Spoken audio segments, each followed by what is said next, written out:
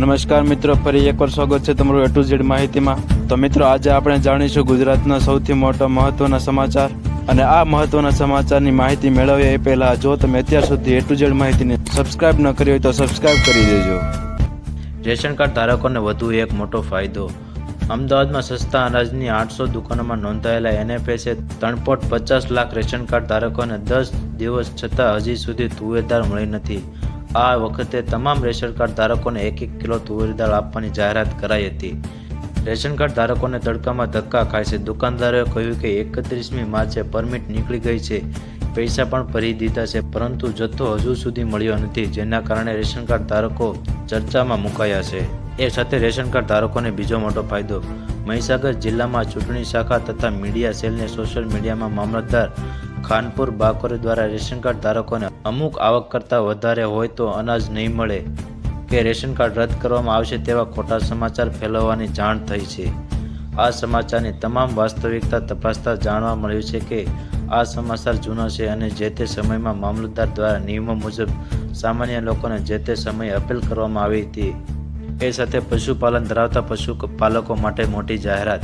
બોટાદ જિલ્લાના પશુપાલકો માટે સારા સમાચાર છે।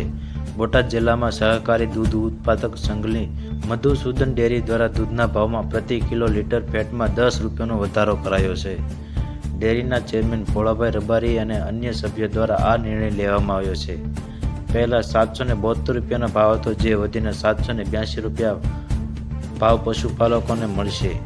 એ સાથે મફત ગેસ સિલિન્ડર। ઉજ્જવલા યોજનાને લઈને એક રાહતના સમાચાર આવે છે। મોદી સરકારે 75 લાખ જેવા નવા ગેસ કનેક્શન આપવાનો નિર્ણય ફરી કર્યો છે, જેથી લોકોએ અગાઉ ફોર્મ ભર્યા હતા અને તેમને 5-5 કિલોના 2 સિલિન્ડર અને 14.2 કિલોનો સિલિન્ડર, ગેસ ચૂલો, લાઇટર, રેગ્યુલેટર વગેરે સામાન આપવાનું શરૂ થઈ ગયું છે। અને આ સાથે નવા ઉજ્જવલા યોજના માટે ફોર્મ ભરવાના પણ શરૂ થઈ ગયા છે। અને જો હજી પણ તમારે ગેસ સિલિન્ડરનો ફોર્મ બાકી હોય તો અત્યારે જ ભરી દેવું। એ સાથે યુવા ન્યાય મહિલા ન્યાય પાર્ટીએ યુવા ન્યાય હેઠળ 5 ગેરંટીની વાત કરી છે। તેમાં 1 વર્ષ માટે એપ્રેન્ટિસશીપ પ્રોગ્રામ હેઠળ યુવાનોને 30 લાખ સરકારી નોકરીઓ અને 1 લાખ રૂપિયા આપવાના વચનનો સમાવેશ થાય છે।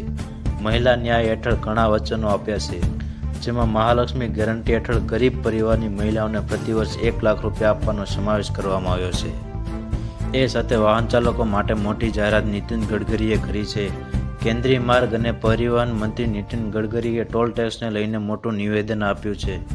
મહારાષ્ટ્રના નાગપુરમાં તેમણે કહ્યું કે અમે ટોલ નાબૂદ કરવા જઈ રહ્યા છે। હવે આ કામ સેટેલાઇટના આધારે કરવામાં આવશે। અમે સેટેલાઇટ આધારિત ટોલ કનેક્શન સિસ્ટમ દ્વારા આ કરીશું।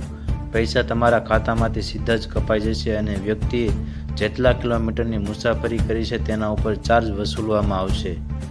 અને એ સાથે નીતિન ગડકરીએ એ પણ જાણ કરી છે કે આ તમામ ટોલ નાકાઓને નાબૂદ કરવામાં આવશે અને સેટેલાઇટ દ્વારા કામ કરવામાં આવશે। તમામ વાહન ચાલકોના ખાતામાંથી ટોલ ટેક્સ કાપવામાં આવશે। ખેડૂતોને લોન લેવા માટે નવી યોજના બહાર પાડવામાં આવી છે। દેશના ખેડૂતો માટે સૌથી વધુ લોકપ્રિય KCC લોન બાદ હવે બીજી મોટી યોજના લઈને આવ્યું છે। તેનું નામ કિસાન ઉપજ નિધિ છે।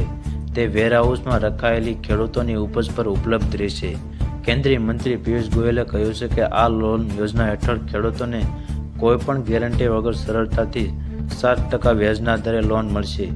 જો ખેડૂતોએ કોઈ લોન લીધી હોય તો પણ તેને વેરહાઉસ દ્વારા આપવામાં આવેલી રસીદના આધારે આ લોન લઈ શકશે। એ સાથે ખેડૂતો માટે સોલાર પંપ માટે 60% સબસિડી। કેન્દ્ર અને રાજ્ય સરકારે ખેડૂતોને તેમના ખેતરોમાં સૌર પંપ સ્થાપિત કરવા માટે 60% સબસિડી આપશે। અને આ અનુસૂચિત જાતિ અને અનુસૂચિત જનજાતિ માટે માથાદીઠ ₹45,000થી વધારાની સબસિડી આપવામાં આવશે। રાજસ્થાનની ભજનલાલ સરકારે PM કુસુમ યોજના હેઠળ રાજ્યના ખેડૂતોને સબસિડીવાળા સોલાર પંપ આપ્યા છે। અને આ સાથે ગુજરાત સરકાર પણ આ સોલાર પંપ આપવા માટે 60% સબસિડી ફરી આપવામાં આવશે, જેમાં અનુસૂચિત જાતિ અને અનુસૂચિત જનજાતિ માટે ₹45,000 વધારાની સબસિડી આપવામાં આવશે। એ સાથે 7મી મેએ ગુજરાતમાં મોટો નિર્ણય। ગુજરાતમાં 7મી મેના દિવસે લોકસભાની ચૂંટણી છે। તમામ 26 બેઠકો પર એક જ દિવસમાં મતદાન થઈ જશે।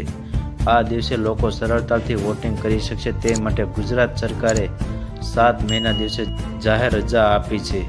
સામાન્ય વહીવટ વિભાગ દ્વારા બહાર પાડવામાં આવેલા જાહેરનામામાં એવું જણાવ્યું છે કે ઔદ્યોગિક એકમ અથવા મત વિસ્તારની બહાર સ્થિત કંપનીઓમાં કામ કરતા લોકોને 7 મેના રોજ પેઇડ હોલિડે મેળવવા માટે હકદાર રહેશે. એ સાથે ઘરે બેઠા બેઠા મળશે 42,000 રૂપિયાની સહાય. ખેડૂતોએ 2 યોજનાઓ પીએમ કિસાન યોજના અને પીએમ માનધન યોજનામાં રજીસ્ટ્રેશન કરાવેલો છે તો દર વર્ષે 42,000 રૂપિયા ખાતામાં બેઠા બેઠા આપવામાં આવશે. સરકાર દ્વારા પીએમ કિસાન યોજના અંતર્ગત દર વર્ષે 6,000 રૂપિયા ખેડૂતોના ખાતામાં નાખે છે. ત્યારે કિસાન યોજનાનો લાભાર્થીઓ જો પીએમ માનધન યોજનામાં ફોર્મ ભરે છે તો તેમને 60 વર્ષ ઉંમર પછી દર વર્ષે 36,000 રૂપિયાની સહાય આપવામાં આવશે. આ બંને યોજના થઈને ખેડૂતોને બેઠા બેઠા એક વર્ષમાં 42,000 રૂપિયાની સહાય સરકાર દ્વારા આપવામાં આવશે.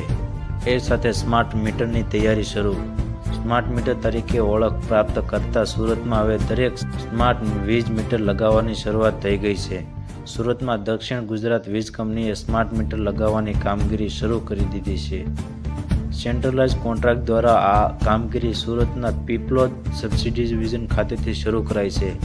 આ સ્માર્ટ મીટર પ્રીપેડ હશે અને જેટલું રિચાર્જ કરવામાં આવ્યું છે તેટલી જ વીજળી વાપરી શકાશે. એટલે કે હવે વીજળી પણ મોબાઈલ રિચાર્જની જેમ વાપરી શકાશે.